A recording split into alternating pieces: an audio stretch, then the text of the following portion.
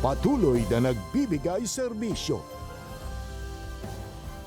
pag-asa at saya. GMA Regional TV, kapuso ng bawat Pilipino.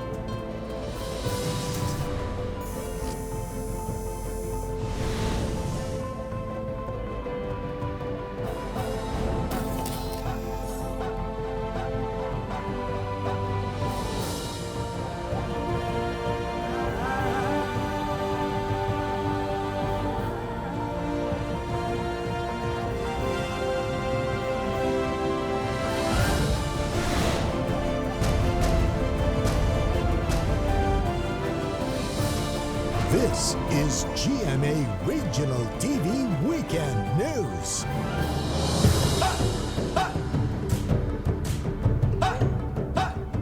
Good evening. This is your GMA Regional TV Weekend News. The biggest, the latest as local news matters. Jasmine Gabriel Galban. I am CJ Torida. King Guevara, broadcasting live from the GMA complex in Dagupan City. Would like to welcome our Kapuso viewers from Luzon, Visayas, and Mindanao, as well as our kababayans all over the world. This evening, we will be joined by Ivy Hernando of GMA Regional TV Ilocos, Zen Kilentang of GMA Regional TV Iloilo 1 Western Visayas, and R. Jill Relator of GMA Regional TV Davao 1 Mindanao. King and Jasmine partners, we have a full lineup today, as we will also be joined by our regional TV counterparts from other regions. We will be joined by Rain Palino of GMA Regional TV Bicol and Luan May Rondina of GMA Regional TV Cebu, Balitang Bisdak. For the headlines. COVID-19 cases reached more than 7.6 million worldwide. Total confirmed COVID-19 cases in the Philippines reached 25,392. Recovery is now at 5,706. 1,074 deaths. Businesses in Ilocos region struggle to recover after the implementation of GCQ. 2 weeks after GCQ implementation, COVID-19 cases in Metro Cebu continue to increase. Western Visayas readies for transition to new normal. Booking concerns air passengers on the first day of flight operations in Davao International Airport. Hundreds of Filipinos return home. Jeepney group leader in Cebu cries and pleads to government, allowing them to resume local operations. Ilongga mother barters laundry services for son's birthday party. And GMA Regional TV promotes healthy meals by distributing food packs with vegetables produced by local farmers in Cebu.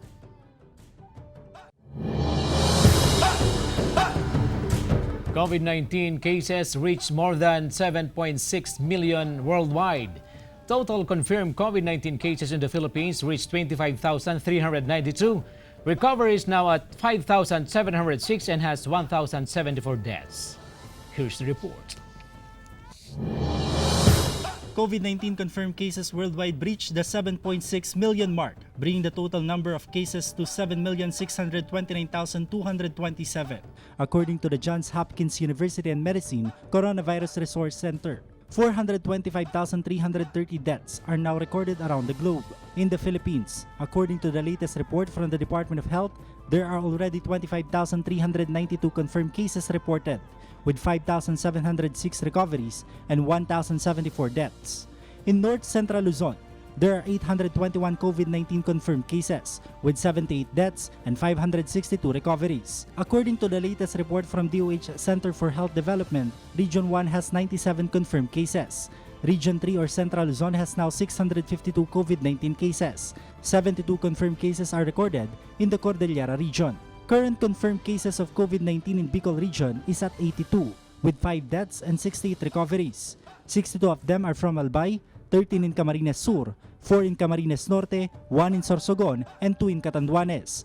Province of Masbate has still no COVID-19 case. The 81st Bicol case is a 42-year-old Filipino female nurse from Bacacay, Albay. She is the 27th health worker in Bicol to test positive for COVID-19. Meanwhile, Bicol patient number 82 is a 49-year-old Filipino male from Catanduanes. He had a history of travel from Saudi Arabia and arrived on Manila on May 23. The number of COVID-19 in Western Visayas is now at 66, with 27 recoveries and 9 deaths. The province of Iloilo has the highest number of positive cases with 20, followed by Antique with 13, Bacolod City 9, Iloilo City 9, Aklan with 6, Capiz with 5, Negros Occidental with 4, while the province of Guimaras is still COVID-19 free. In Cebu City, COVID positive cases continue to rise with 167 new cases as of June 12. In Central Visayas, there are 4,221 COVID-19 positive cases, but 2,028 of them have recovered and 90 have died.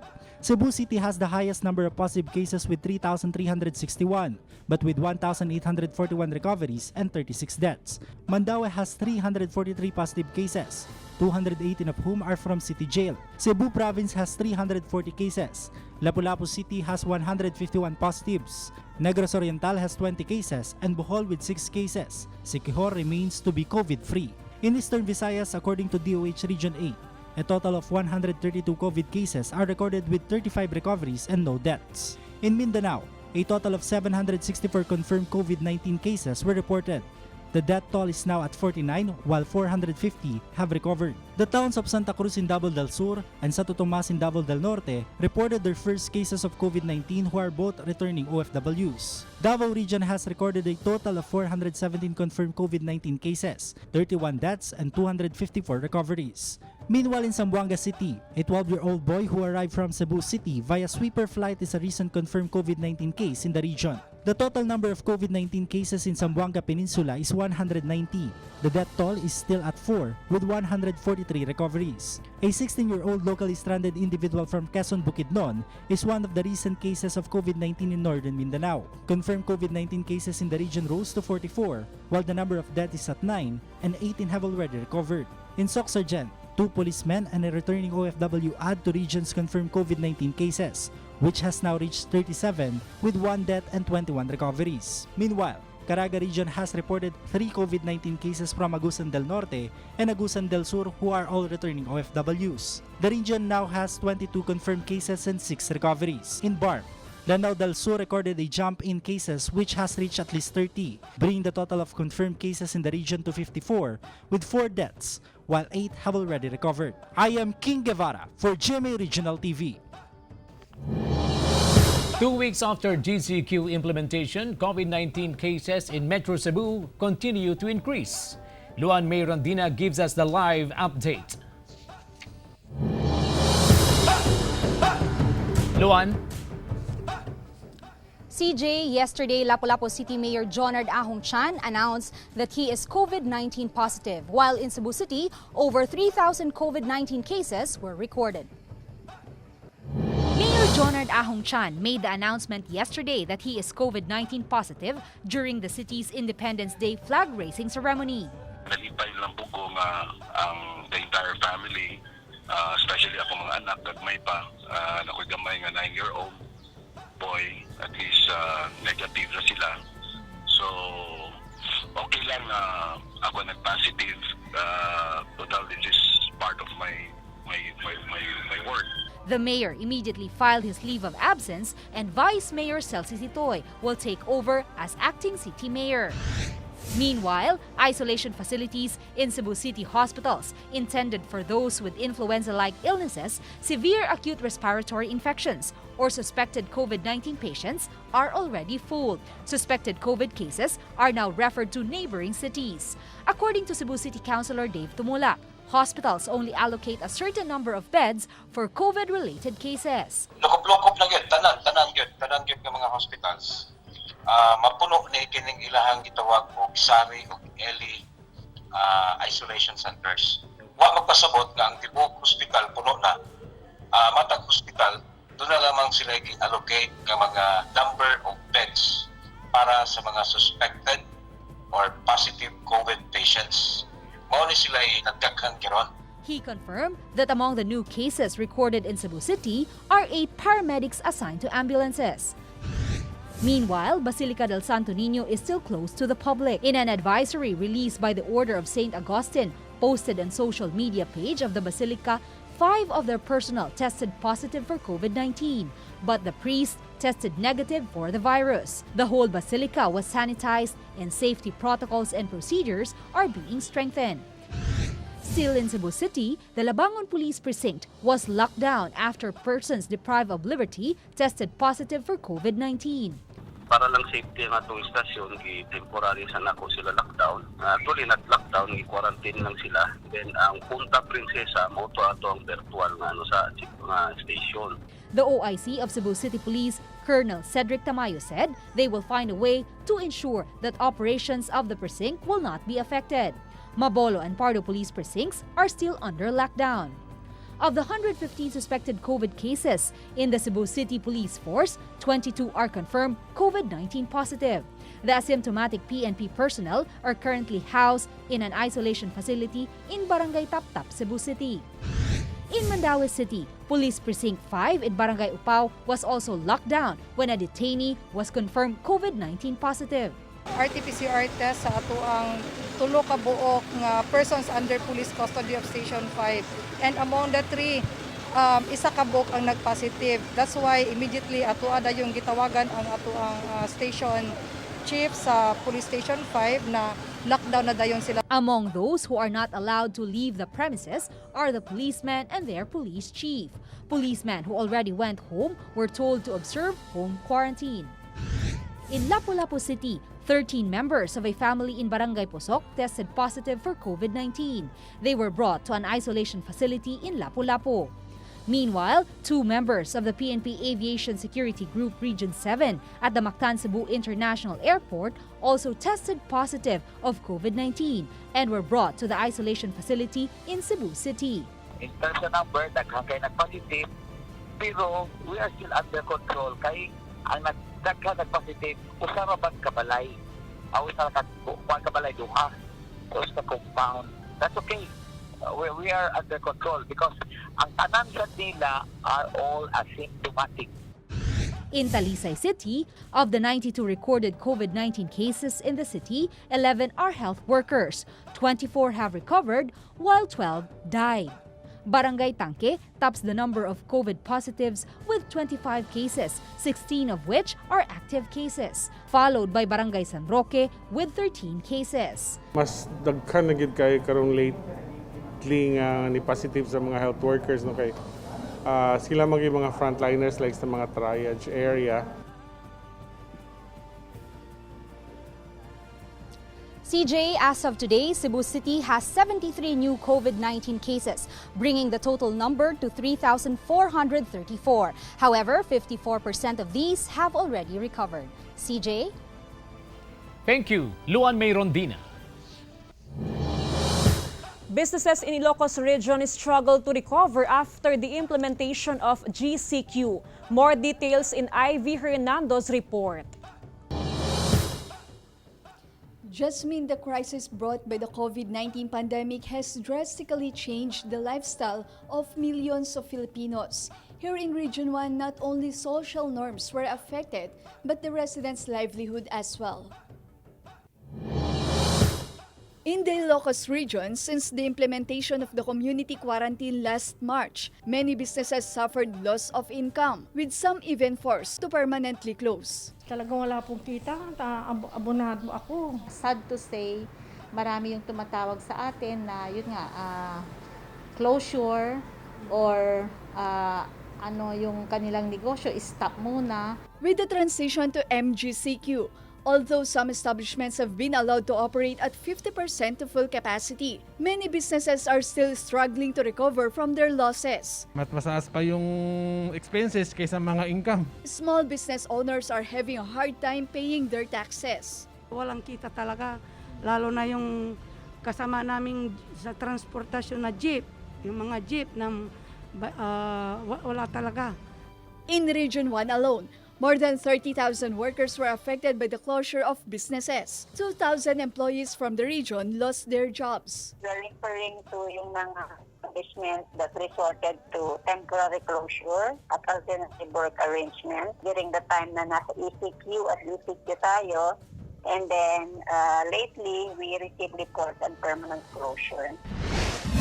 In Ilocos Sur, part of the so-called new normal is the mandatory wearing of face masks to prevent the spread of COVID-19 in the community. The Vigan City Council passed an ordinance requiring the public to use face masks and to strictly abide with the implementation of physical distancing. Violators of the ordinance shall be meted with a fine ranging from 500 to 3,000 pesos. However, if the violator cannot afford to pay the penalty or is still a minor, kung wala silang pangbayad, community service na lang. Ganun na lang ginagawa sa barangay level. Jasmine, in this time of crisis, Filipinos cannot help but adapt to changes and be resilient. Jasmine? Thank you, Ivy Hernando. Jeepney group leader in Cebu cries and pleads to government, allowing them to resume local operations. Nico Sereno for the details. Since Metro Cebu was placed under GCQ, some types of public transport were permitted to operate again. These include buses, modern jeepneys, taxis, and even tricycles. However, until now, traditional or regular jeepneys are still not allowed to operate. The president of the Alliance of Transport Organization member Intra Cebu City or Atomic said PUJ drivers have already suffered enough. In an interview over GMA Regional TV Live, the morning program of GMA Central and Eastern Visayas, Rudy Laconza broke down. Wala matuman itong among pukuan nga mahitagano tagigayon ang mga pobre, nga mga driver o mga operator. Muna, na basig, dili na sila, na ilang dyan nakatubang sa ilang manubila nga basig tungod aning modernization nga makapanagiya na sila o sa ilang kawili mula sa kanan. He said the number of public transport allowed to operate is not enough to cater to the volume of passengers. PUJ drivers have in fact already prepared their units to comply with health protocols. Further, he said traditional jeepneys have long been operating and have been instrumental in making businesses thrive in Metro Cebu. Muapil lang yung tao ni sa atong regional director si Monte Alto. Please consider ano man yung taon na ano man yung taon nga musunod man yung taon sa mga tanan nga mga health protocols, safety protocols, amo naman ang ipangandaman. In LTFRB's hierarchy of public transport, traditional jeepneys are the last to hit the road after buses and modern jeepneys. I am Nico Sereno for GMA Regional TV. Ilongga mother barters laundry services for son's birthday party. Let's have more in John Salas' report. A birthday is said to be the most important day in a person's life. Thus, everyone wants to celebrate their special day each year. Unfortunately, for those who can barely make ends meet, a birthday party is a luxury they cannot afford. Jonna Del Cruz earns a living by washing clothes for the past 5 years. To save money, she rides the bike to work instead of taking the jeep or the bus. She earns a meager 300 pesos for her services, which is barely enough for her family's needs. But when her youngest child, Jorik, asked if they could have a party for his 6th birthday, she felt she needed to find a way. Huwag gini sa kagi, huwag gini sa kagi, anda. Sambag, kanya lang gura pag bunyag. Kita mong isa ako magpangayo sa, sige lang to, bako kung makapanglaba ko, okay, makakaanggol ka mo. When Jonna found out about an online barter community, she thought of offering to wash and iron clothes in return for any means to be able to provide for her son's birthday celebration. Gagdistingan ko nga bako pwede ko kabarter, bako malaba, maplansa, kag maninlo balay. Kaya siyempre bako naluoy, kasba na ako yan mo.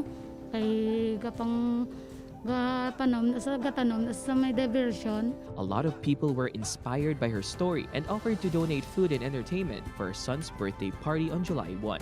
Jonna is so happy to make her son's wish for a birthday celebration come true. Subong may ari na kami pang salad, pang spaghetti namon, tapos may mga pangsudaan mo kami sa adlaw-adlaw. Someone even promised to donate a cake for Jody, who will finally experience blowing birthday candles for the first time. Cake na Spider-Man. Mama, I love you. Kada adlaw bago sa mama birthday ko na ko sa July 1 pa to. Sige lang ba ko lata lang kay madayon na ginam.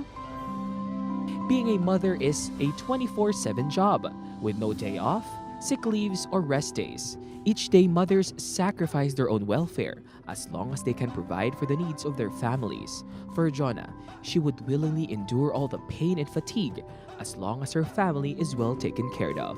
Kaya no nila tanan nga paano mo kakapoy nga mga obra para lang sa kabataan bla. Mapalipay lang. Ang mga Iloy, handa nga magsakripisyo para sa ilang nga pamilya. Butangagin pamatud-an ni Jonna. Ni ginaantos ang kakapoy kag kabudlay sa pang-adlaw-adlaw para lang sa iya mga kabataan. Together with cameraman Cirilo Renduque, John Sala for GMA Regional TV. Ched and Fulbright Dabawenye scholar develops probiotic beer using durian rind powder. Let's get to know her in this report from Sheila Vergara Rubio. Young Pinay scientist Krisa Faye Kalumba is an assistant professor from the Department of Food Science and Chemistry at the University of the Philippines, Mindanao. She is one of the 16 Filipino Fulbright Ched scholars at Louisiana State University or LSU in the US. She took her master's degree in food science in LSU and graduated last 2019. Krisa was one of the top students in her class, where she impressed her professors for developing her probiotic beer. Naisip na ko ni kay first ganahan ko og beer. So mao to naisipan namo na magbuhat og among sariling beer ug ang ako ang lab man gud didto kay nagabuhat sila og research sa probiotics. So gisulayan pod namo for the first time didto sa amo ang lab na mag-add og probiotics sa beer. Krisa uses durian rind powder to help preserve the probiotic bacteria in the beer. Probiotics are live microorganisms that promote a healthy digestive system. Krisa says that in this time of pandemic, it is important to develop functional food to strengthen the immune system. Di ba naghatag man ko og protection gamit ang powder gikan sa panit sa durian, up to some point naging effective siya. Pero at the end of 24 days, pareha lang sila ang effect. Nabuhi gihapon ang probiotic bacteria sa beer. Krisa is a consistent honor student since elementary and she is also the 2014 class valedictorian in UP Mindanao. She plans to go back abroad to obtain her doctorate degree. Together with cameraman Leo Arcajes, I am Sheila Vergara Rubio for GMA Regional TV. This is GMA Regional TV Weekend News.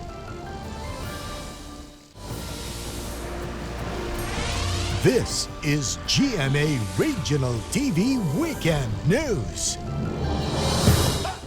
Western Visayas readies for transition to new normal. Zen Kilantang has the full details live. Zen? CJ, June 16 is the start of the new normal here in Western Visayas. However, strict mandatory safety and physical distancing protocols still remain in place. Plastic chairs are arranged outside the Iloilo City Social Security System main branch, with clear markers indicating where people can sit. All persons entering the building are subjected to a temperature check and are asked to sanitize their hands with alcohol or hand sanitizer. They must also completely fill up a health declaration slip. These precautionary measures are among those being implemented in both public and private offices in the city of Iloilo. Novi, who came from the nearby municipality of Barotac Nuevo, patiently waited to get a priority number. Damo lang kagid dala nga pasensya diri sa city kung magpila ka sa mga government offices nga amo sini. As per guidelines issued by the IATF, Western Visayas was placed under modified GCQ until June 15, 2020. Despite the increasing number of COVID-19 cases in the region, the regional IATF assured that they are prepared for the transition to the new normal. Doon yung mga government agencies, including the local government units, although makako-sako sila sugod, but still they can cope up. Local government units are ready for whatever decision the national IATF will make. Yes, of course. We have already welcomed our almost 500 Antiqueños from Manila who are standing there. Our protocols are in place. The mayors knows what to do. It's a work in progress actually, no? So, sige-sige lang. Meanwhile, Iloilo City Mayor Jerry Trañas met with the governors of Region 6 Wednesday afternoon to tackle the impact of COVID-19 on Western Visayas. Local chief executives made strategic plans in order to revitalize the local economy and strengthen health capacity. Officials also agreed to open the borders for inter-island travel but will prioritize locally stranded individuals. Operators decided to resume their trips on June 15. But then again, ang requirements, we should have travel authority coming from the CV Shield. The tentative date for the resumption of commercial flights at the Iloilo International Airport is on June 16.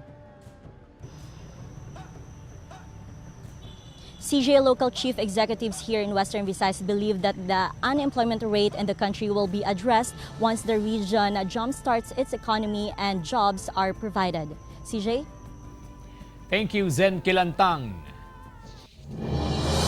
Booking concerns urge passengers on the first day of flight operations in Davao International Airport. Let's have more with Argil Relator's live report. Argil? Jasmine, passengers gathered at the ticketing offices at Davao International Airport to complain about their bookings, while hundreds of locally stranded individuals and returning OFWs continue to arrive in their respective provinces. Carting her luggage, Lilia Sepres decided to sleep within the premises of the Davao City International Airport to catch what she thought was her early flight back to Manila as the airport resumed its operations. However, she was disappointed to learn that her flight was in fact not included in the list of confirmed flights that day.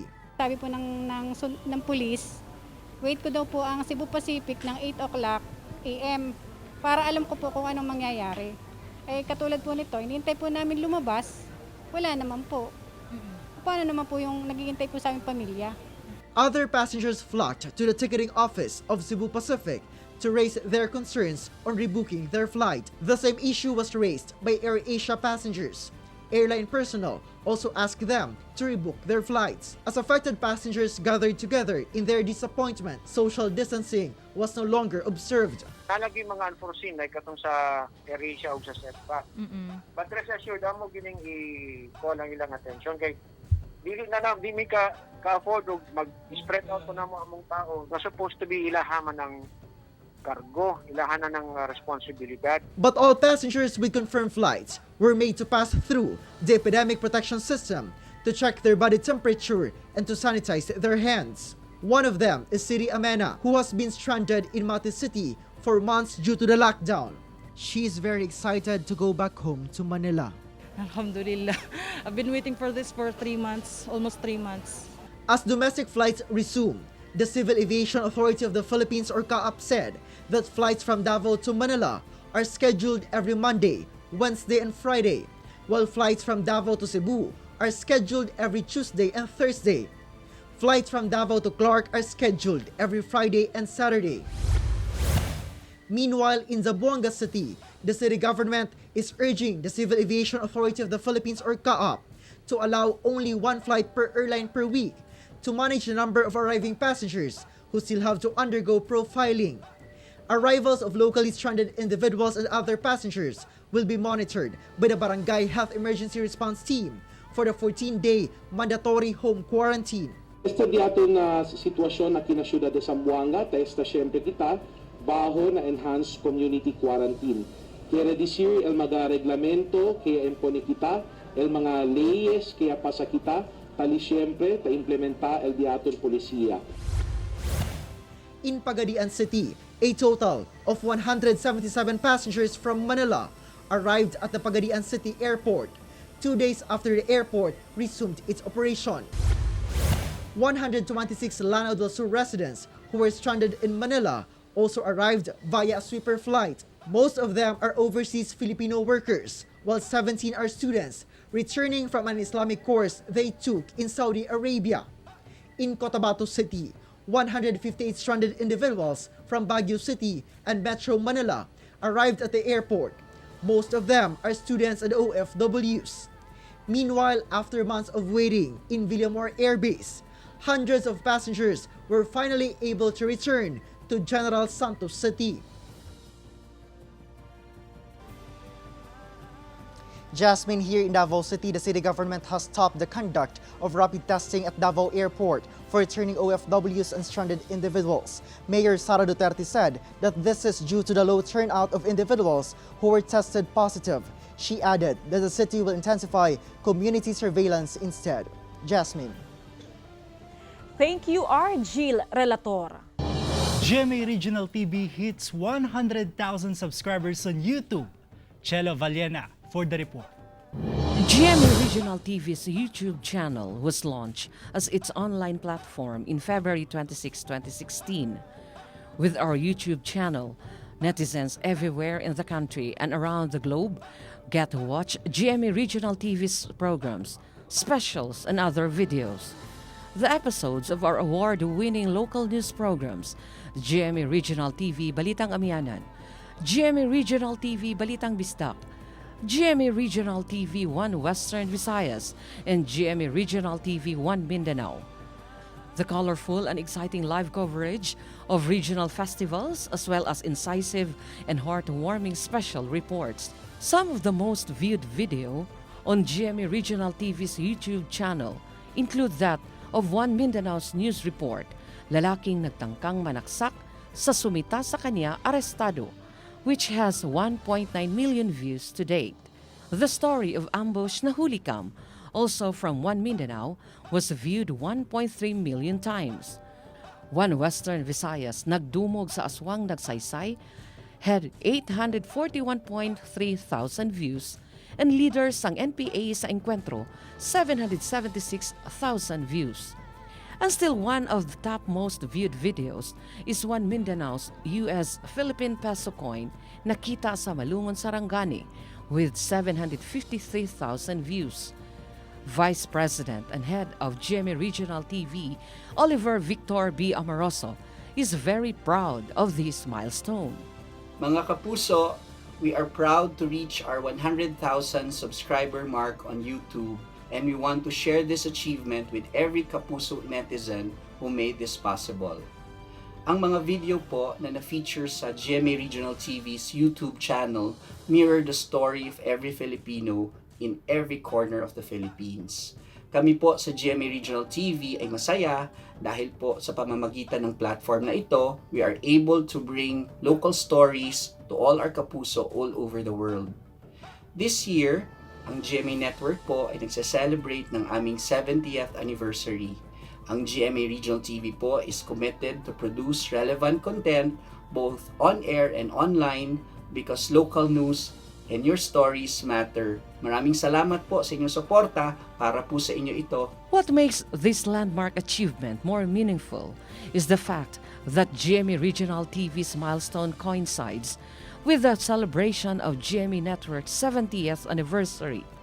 And to further touch the lives of many Filipinos, GMA Regional TV recently launched 2 morning programs, GMA Regional TV Live of GMA Central and Eastern Visayas, and At Home with GMA Regional TV of GMA North, Central, and Southern Mindanao. And to bring national viewers closer to their regional roots, all local programs of GMA Regional TV are now aired every 9:45 in the evening on weekdays via GMA News TV's GMA Regional TV strip. Chel Valiena for GMA Regional TV. This is GMA Regional TV Weekend News.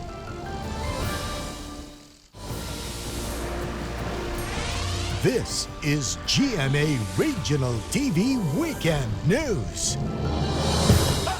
To boost countryside development, Online public consultation on Balik Provincia program held in Bicol. Rain Palino has the details live. Rain. CJ, to inform and build support at the regional level, an online public consultation on the Balik Probinsya Bagong Pag-asa program was held this week in Bicol. The Balik Probinsya Bagong Pag-asa program, institutionalized through Executive Order No. 114 and signed by President Duterte last May 6, is a long-term response to the impact of COVID-19 pandemic. However, to focus on helping repatriated Filipino migrant workers and locally stranded individuals return to their hometowns, the newly launched Balik Probinsya program or BP2 was temporarily suspended last June 11. Aside from decongesting urban areas like Metro Manila, this program aims to boost countryside development by assisting individuals to return to their home provinces where they could start new jobs or livelihood. Prior to the suspension, a public consultation was held this week in Bicol and online from different parts of the Philippines. Members of the academe, regional stakeholders, and resource persons gathered to share insights and discuss countryside development for future Bicolano Balik Probinsya participants. National Housing Authority General Manager Marcelino Escalada also clarified that BP2 is different from Hatid Tulong program by local governments. We wanted to come up with a model, ano pong kailangan natin para sa Bicol. Di man po tayo kailangan dito na magkameron ng maraming industries, maraming buildings. Since Bicol is an agricultural region, we wanted to pursue businesses that will deal more on agriculture and tourism.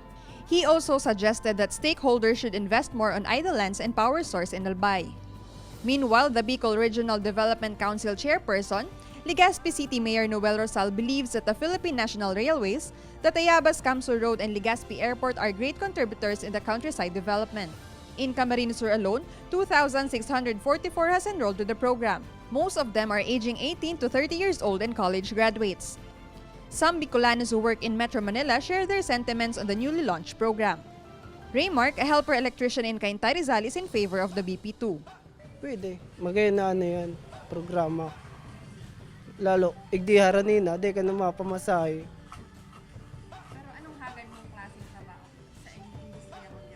Siyempre, itong related man girari sa kurso.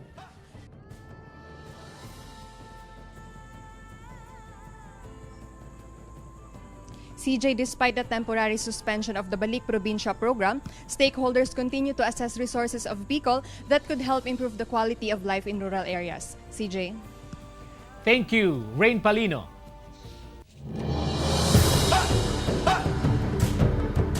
GMA Regional TV promotes healthy meals by distributing food packs with vegetables produced by local farmers in Cebu. Luan May Rondina for the report. Walk the talk. True to GMA Regional TV Balitang Bisdak's commitment to continue helping communities in these trying times, the second Kapuso Barangayan on Wheels rolled out yesterday. This week's Barangayan on Wheels coincided with the country's celebration of Independence Day. More than 100 families in Barangay Hagubiao, Mandaue City benefited from the food aid, which contained assorted nutritious vegetables and one whole dressed chicken. Our GMA Regional TV teams repacked the goods and with it, a special message of hope. On Distribution Day, the team made sure that all involved personnel in the activity complied with safety protocols like the wearing of PPEs and face masks. The team was warmly welcomed by our Kapuso who lined up while observing social distancing. The distribution of food aid was made possible with the cooperation of JCI Metro Cebu Uptown, which provide the dressed chickens. Barangay officials expressed their gratitude. Salamaton kayo ang among barangay, Hagubiao, nga nanghatag sila sa among constituents diin. Mapasalamaton sa kayo, malipayon kay sila nga didawat sa ilang produkto. Uminaot ako nga sumaabot nga mga bulan o katuigan nga mubalik usab sila diri alang sa papanghatag o sa mao gihapon nga mga ilang mga produkto. In the coming days, GMA Regional TV promises to continue living out its service slogan, Buong Puso para sa Pilipino, by reaching out to more communities around the country through our Kapuso Barangayans. Together with cameraman Philip Patricio, I am Luan Merondina for GMA Regional TV. You can watch this episode and more relevant and latest local news on GMA Regional TV's official website, www.gmaregionaltv.com. You may also visit our official YouTube channel, GMA Regional TV, and click the subscribe button to get the hottest news from the regions. That was the biggest and the latest from the regions. Thank you for joining us, and from all of us here in North Central Luzon. This is GMA Regional TV Weekend News, where local news matters.